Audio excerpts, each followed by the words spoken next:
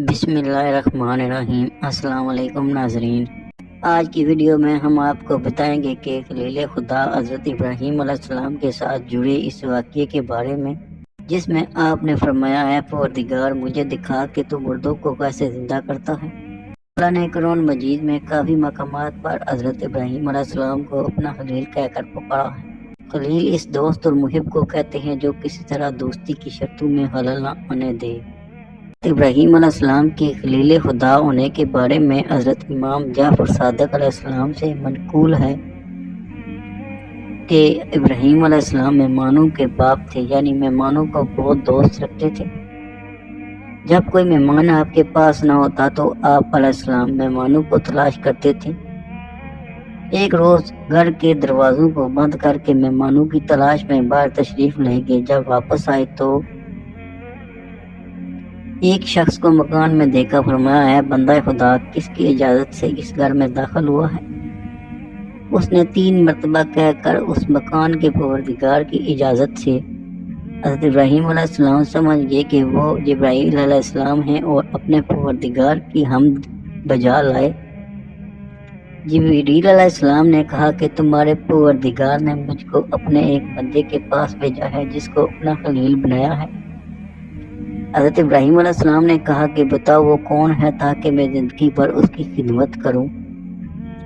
حضرت ابراہیم علیہ السلام نے کہا کہ آپ ہی ہیں وہ شخص، پوچھا مجھ کو خلیل کیوں قرار دیا ہے؟ جبرائیل علیہ السلام نے کہا کہ اس لیے کہ تم نے کسی سے کسی چیز کا سوال نہیں کیا اور نہ ہی کسی کے سوال کو رد کیا ہے۔ رسول اللہ صلی اللہ علیہ وسلم سے منقول ہے کہ خدا نے حضرت ابراہیم علیہ السلام کو اس سبب سے خلیل بنایا کہ لوگوں کو کھانا کھلاتے تھے اور رات میں اس وقت نماز پڑھتے تھے جبکہ سب لوگ سکون کی نیند سو رہے ہوتے تھے۔ ایک دفعہ حضرت ابراہیم علیہ السلام دریا کے کنارے سے گزر رہے تھے کہ آپ کی نظر ایک ایسے مردہ پر پڑی جو دریا کے کنارے پر پڑا ہوا تھا۔ دریائی اور خشکی کے درندے اسے کھا رہے تھے، پھر یہ درندے بھی ایک دوسرے کو کھانے لگے۔ یہ دیکھ کر حضرت ابراہیم علیہ السلام کو تعجب ہوا اور اس منظر نے حضرت ابراہیم علیہ السلام کو ایسے مسئلے کی فکر میں ڈال دیا جس کی کیفیت سب تفصیل سے جاننا چاہتے ہیں، اور وہ یہ کہ موت کے بعد مردے کس طرح زندہ ہوں گے۔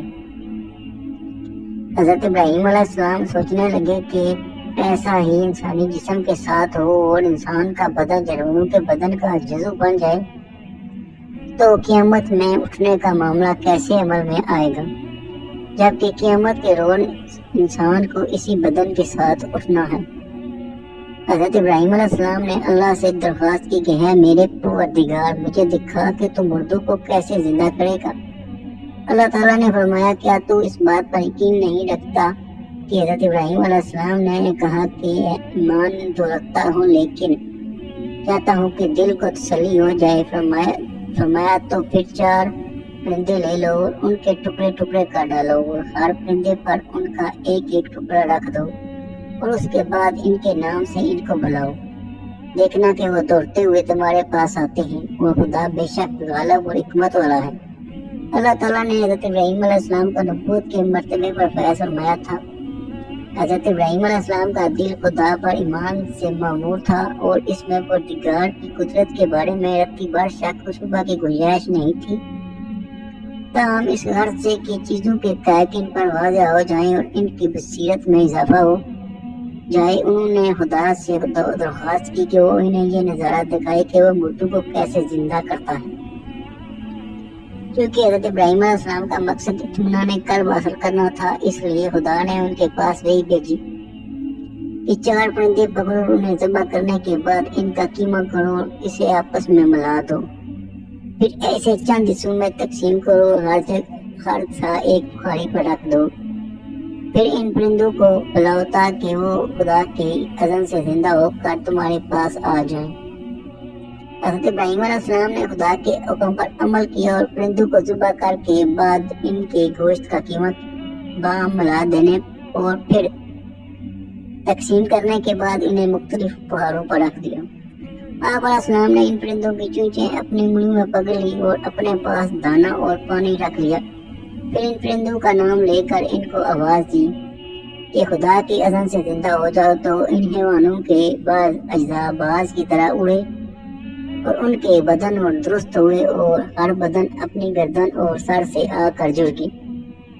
ابراہیم علیہ السلام نے ان کی چونچیں چھوڑ دی اور وہ پرندے اڑے زمین پر بیٹھے اور اس دانے میں سے چنا اور پانی میں سے پیا اور کہا کہ اے پیغمبر خدا، آپ نے ہم کو زندہ کیا، خدا آپ کو زندہ رکھے۔ حضرت ابراہیم علیہ السلام نے فرمایا نہیں، بلکہ خدا مردوں کو زندہ کرتا ہے اور وہی ہر چیز پر قادر ہے۔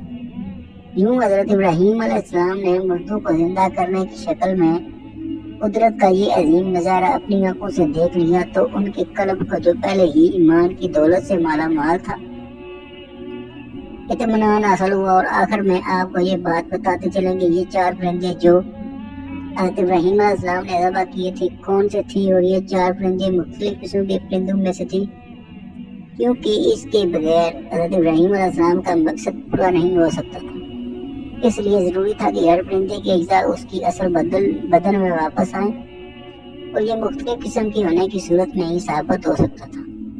مشہور روایت کے مطابق وہ 4 پرندے مور، مرغ، کبوتر اور کوا تھے۔ جن پہاڑوں پر حضرت ابراہیم علیہ السلام نے ان پرندوں کے اجزاء رکھے تھے ان کی تعداد کا ذکر قرآن مجید میں نہیں ہے، لیکن روایت اہل بیت علیہ السلام میں یہ تعداد 10 بتائی گئی ہے۔ روایت کے مطابق یہ پہاڑ اردن یا شام کے پہاڑوں میں سے۔ امید کرتا ہوں کہ آپ کو آج کی ویڈیو پسند آئی ہوگی۔ ویڈیو کو لائک ضرور کریں تاکہ ہم آپ کے لیے مزید اچھی ویڈیو لائیں۔ شکریہ۔